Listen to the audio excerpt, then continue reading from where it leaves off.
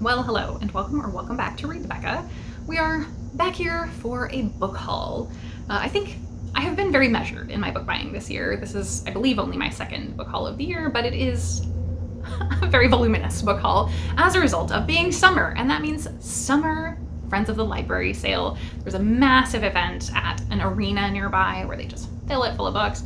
This particular year was a little bit more crazy than previous years that I've gone. I maybe went at a different time or day, but it was literally just you are in a single file line moving along around the tables as you go. There's no amount of being able to just flit through things. So that was kind of miserable, but I still got a lot of really great stuff. I think I got 22 or 23 books and I spent $62. So very decent deals, not quite as good of deals as I've gotten previously, but I did very well. And I have no complaints whatsoever. So onward, let's go to the books. These are just sort of my knee-jerk why I bought this book. I'm not going to read through synopsis for every book on here, or we will be here all day. You'll get some discussion of the books when I actually read them. So the first up is Damnation Spring by Ash Davidson. This takes place in the 1970s, but the book came out very recently within the last couple of years. And I really want to read this. I think it's a very important topic. This is based on historical events in terms of environmental crisis surrounding the poisoning of a community. And this was a very big turning point in environmental concerns. So I think that's an important story, but I've heard some really difficult content, which you can imagine just based on the topic. And so I'm excited but trepidatious about that one. The next one is maybe a little lighter fare, hopefully. It's Twilight of the Gods by Scott Oden. This is kind of standard, I think, high fantasy, historical fantasy perhaps, with a Norse inspiration. But this is the second book in the series. I think the first one is A Gathering of Ravens, maybe. So if I get to the first one, which I want to, and I like it, I already have the second one to go to. The next one was almost entirely just, I don't even know anything about the story, but I had to get it. That's Honeycomb by Joanne M. Harris and illustrated by Charles Vess. You can see this lovely Vess cover here. It's amazing. There's some incredible end paper art. Vess has illustrated multiple of my special editions here. We've got the big Susanna Clark here. Just really beautiful. So I don't even know what the story is, but Joanne M. Harris is the author of Chocolat, The Gospel of Loki, many things, and I know is a really beautiful prose writer. And of course, this is just a really beautiful object, and it's in great condition. Next up, we have A Passage North by Anouk Arud-Pragasam.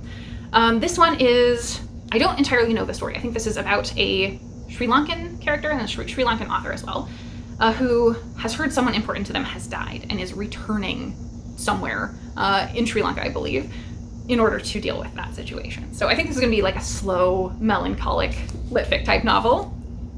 And a novella. We have Burning Roses by S.L. Huang. This is a Tor novella, which are always very expensive, so I'm super happy to have this really nice copy, and it's a hardcover. And S.L. Huang, I want to say, is a neurodivergent author. I have another book of theirs, the Zero Sum, I believe, Zero Sum Game. But this one is, if I recall, a Robin Hood retelling, perhaps. I could be completely mistaken that, but I really enjoyed the Tor novellas, and to get one very cheaply to have and read is always something I do. And if I don't like it, I can drop it in the little free library. Next up, Unsettled Ground by Claire Fuller. I cannot recall which prize this was up for. I want to say either Women's Prize or Booker Prize the year it came out. And I heard so many raves about this, but especially from Scott over at Gunpowder Fiction and Plot, if I remember, and perhaps I think Nell was on the channel at that time and also enjoyed it. And this sounds really quirky and unusual and tackling some atypical topics where you're following two adult children, they're in their 50s if I recall, at the time when their mother dies. And they have always lived at home with their mother and don't really know how to be independent at all. And they live very rurally, so they were extremely dependent on their mother for sort of everything. And so I think it's grappling with that independence aspect and them being just these unusual people. I don't know a lot else about this, but I certainly do want to read it. The next is one, again, I don't know a lot about, The End of Drum Time by Hanna Pulvainen. This one is about a, I believe, Lutheran missionary who goes to Scandinavia, if I recall, somewhere Nordic, Scandi, something like that. And it's following a character who is part of the Sami reindeer herder people. So I think that's very interesting. I've read, I want to say some children's books, but not adult books about reindeer herders, except for, I recently read Archipelago of Hope, and that was a nonfiction that talked about reindeer herders in this region. So I'm coming at this from having read some amount of stuff, but I haven't read any fiction set in this type of set. So I think this sounds very, very interesting and really in my wheelhouse. Next one I grabbed is The Lesson by Cadwell Turnbull. Again, I don't totally remember, but this is one that I sort of championed when it came out. I was writing sort of a new release rundown at the time, and I was really excited about this one, and then I never got to it. I remember it is sci-fi, and it is weird, and I think it's about colonialism, but through a somewhat alien lens. So of course that sounds like my jam, and it's not super long, surprisingly. I thought this was going to be about twice the size that it is. This author does have other books, I think, somewhat connected with this, perhaps. But again, I have not done my research, and I'm excited to go in blind to most of these. Next up is one that was a total blind pickup. I've never heard of this, but it is really lovely. This is Of Gods and Dogs, Norse Mythology by Nina P. Ross, with illustrations, and there's a lovely dog on the back. This is just a really nice little tiny mythology book, and it looks like brand new. It's probably an indie press, but it's got a sticker on it of $39 for sale. So I got a steal because this was $1. So I don't know what this is, but I'm excited to read it because I do really enjoy mythology. And we're almost done with the hardbacks and then shortly the paperbacks. So we have Sharon Shin Gateway. So I really enjoy Sharon Shin. She writes kind of fantasy very often with a contemporary spin. I think that she has some high fantasy, but she is also a somewhat local to me author. And this particular book has a local flair in that it's an alternative history situation. I think it sort of starts with contemporary, and this woman walks through the Gateway Arch in St. Louis and steps into a reality where the majority of people there are Chinese, and looking at this potential alternate history that would have changed everything. So that sounds really fascinating to me. We have a nonfiction that I know nothing about, but it looked very cool. Isaac Asimov, The Measure of the Universe, our foremost science writer, looks at the world large and small. Look how cool that is. And I don't know if it will come through, but this is actually like pointillism. So it's all dots. And you can kind of see it in some of the illustrations inside, maybe better, but this is very heavily illustrated throughout. So I don't even know if this will be something I necessarily will want to read. I may. It's pretty dense and looks mathematical, but it's just a really cool little book that I kind of wanted to have on my shelves because it seems like something that probably is not in print or anything. It's just an unusual sort of thing. And you've got like a whale standing up and a giraffe, a little baby monkey, like a ringtail lemur or something. I don't know what this is about, but I'm very curious. Okay, on to our sort of paperback stuff. Or this one's kind of a hardback, but we're starting here with some translated stuff in paperback, so I put it together with those. So this one is How to Order the Universe by Maria Jose Ferreira, translated by Elizabeth Breyer, and this is actually a book I already have, but I was so pleased to find it because this is a delightful, charming little book that also has something to say. This came up in the translated segment of the BookTube Prize the 1 year that it occurred. That year I read the translated fiction in all 4 rounds, and this was one that went through, I think, to the final and did very well, but it's just a slim little thing. It follows a little girl with her traveling salesman father, and it has so much commentary about their day-to-day life, but very subtly woven in, there is this deeper commentary about what's going on in the sort of political regime in the area. Great book, really, really lovely. So that one's going into the Little Free Library, and I'm glad to pass it on because it's an excellent book. Next one, I have no idea what this is about. This is No Touching by Ketty Ruth, and it's a Europa edition. It sounds like this one is going to be, it's translated from the French by Tina Cover. This one has to do with a philosophy student, so I think it's gonna be very heady lit-fic, which doesn't surprise me too much. Not heady lit-fic, but I've heard it can be kind of pretentious, is The Elegance of the Hedgehog by Muriel Barbary, and I think this one is translated from French as well. So somebody must have liked French stuff at this. Translated from the French by Alison Anderson. So this one is one that has been on my TBR for so long and I never get to it. So I'm thrilled to have this on my shelves. So it will be staring at me because this is, I think, about a very quirky young girl who's 12 years old, I think, and her interactions, maybe friendship, with a hotel concierge in France, who is obviously very much older, but I don't think anything insidious. I think it's just this sort of quirky and introspective sort of discussion through the story. And I know this is a Dia favorite, of novel idea, I'm pretty certain. So she frequently has hits for me. So I think I will probably, at very least, like it. One I know virtually nothing about, but it's a slim one. This is Anne Marie the Beauty by Yasmin Reza and translated by Alison L. Strayer.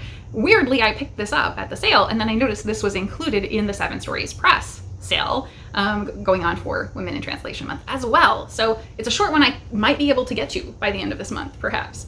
Gossipy, confiding, frequently hilarious. Reza has sketched a rich portrait of an aging actress looking back on her near miss of a life. Sounds fantastic. I don't know how it's going to do that in such a slim package, though. And then Amina Kane, A Horse at Night on Writing. This is a collection of essays. Look at that great cover. Amina Kane recently got fairly popular on BookTube as sort of a cult following for, I can't remember the name of Amina's novel, but it was very heralded by Sean the Book Maniac at the time. He has changed his channel now, I forgot, to Sean Breathe's books. But I'm very, very curious and interested to read based on everything that I have heard about Amina Kane's work, and this one seemed like a great place to start because I love little essay collections. Onward to some more sort of traditional paperbacks. Now, I think that's all of the translated stuff. So this is just a mishmash, really. Touch Not, The Cat by Mary Stewart. Again, I have no idea what this is about, but I have now been amassing Mary Stewart. I can't imagine why you would possibly tell anyone not to touch the cat, except if it's a grouchy cat, which might be a good valid reason. But look at that wild cover. Like, we've got sort of a cat head meshed with a woman's face. Like, wow, that's so cool. I love old sort of sci-fi fantasy covers. Mary Stewart, I recently read Thornyhold and absolutely adored, so I will be continuing to pile on her stuff. Dorothy Gilman, The Amazing Mrs. Polifax. I think this is sort of a light mystery series with Mrs. Polifax at the center. I have another Mrs. Polifax that I got out of the Little Free Library, so I think this is the first one, I believe, so I can actually start it now. Then we have Garth Nix, Across the Wall. Garth Nix, this is A Tale of Abhorsen and Other Stories. So this is one of the sort of later books beyond the Old Kingdom initial trilogy, and I recently finished up the first three and definitely want to continue on. I loved those books, so I'm really excited to have this. This is kind of a weird little copy. I think this is like a school printing or something, but it's fine, it's readable, so I think it will work. And I believe I have one other book to get to before that that I've actually picked up already, I think, earlier this year. Next is Pam Munoz-Ryan and Peter Siss, The Dreamer. So this is a middle grade, or I should say, actually, the Garth Nix, this is probably YA, maybe upper range of middle grade, and this one is probably middle grade. So Pam Munoz-Ryan wrote a book that I recently read and really, really loved called Echo. And so this one, I just saw her name and grabbed it because she is such a lush lyrical writer and tells very accessible realist stories with kind of a whimsy to them. So I think this will probably hit very well for me. And then we're on to some heavy ones now. A Fine Balance by Rohinton Mystery. I think I don't need to even mention this. I don't know fully what it's about other than like a grand scale, very long story, I believe taking place in India. And I had never noticed this. I see this cover all the time, but it is a hand that someone is balancing this pole with a child standing on top of it. They're balancing it on their thumb, on one finger. So I had never noticed that until I had this in my hand, which is pretty wild because I've seen this all the time. So yeah, this is a very long project, most likely. Next we have Barbara Kingsolver, The Bean Trees.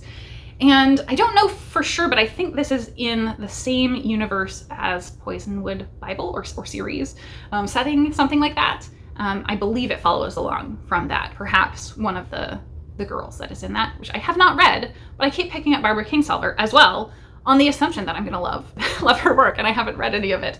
So I need to get to that as well. Another big name, Carol Shields, The Stone Diaries. So the Carol Shields Prize has recently been getting loads of buzz in recent years. And so I've heard about this incessantly as sort of this amazing Canadian novel. So everybody just seems to really rave about Carol Shields as a writer. So I wanted to give it a try. And lastly, but not leastly, I got A Closed and Common Orbit by Becky Chambers. This was probably a big find because people do not give these up. These do not go to secondhand sales, really. This is not the first in series, but I think this is a series of companion sci-fi novels that are very sort of gentle, cozy, crew and interpersonal relationship, I think, focused stories. I have loved Becky Chambers' work before with the Monk and Robot novellas, but I haven't read any of these. So I think I could start with this, but let me know in the comments if you think this is a decent starting point or if I should start with the first book. I definitely have access to all of them through the library, but I'm pretty sure that this is gonna be like a favorite series once I start it because I have loved Becky Chambers so much before. So, and everyone raves about it. So I just figured I should definitely pick it up when I saw it secondhand because that never happens. So, too many books to possibly hold really is where we're at. It's a lot, but that gives me some excellent fodder for reading in upcoming downtime, that is for sure. So with that, let me know if you know more about any of these books and want me to prioritize them. Definitely tell me down below, and let me know if I should read Closed and Common Orbit as a first in series or if I should jump to the actual first book. So that is it for me today. Thank you so very much for watching.